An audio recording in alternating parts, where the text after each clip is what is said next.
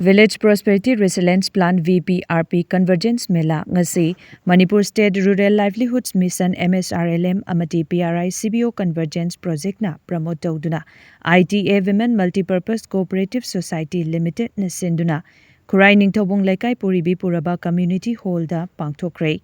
Thauram Manipur State Rural Livelihoods Mission MSRLM gi State Mission Manager Kiran amadi tongan bamaru oiba miyoi kayasu thauram aduda saruk yakibaga loinana Khurai ITA Women Multipurpose Co-operative Society Limited ki President Y Surmilana Fongdorakpada Village Level Federation asigi makhada lairiba SHG ki member sing asi magi VLF tu ki makhada Central amadi State ki sponsor scheme piriba mayam sing adu Chahi khudingi demand plan da hapkatliba demand plan aduda haphau daba chita hoba khudingmak mapung fana fangba ngamnaba mari leinaba department singa convergence touduna sota horaba ichininaw singbu mapung fana fangba ngamnabagi pandamda thoramasi pangthokpani haina fongdoki ngasi pangthokiba convergence mela aduda tongan ba stall kaya su famki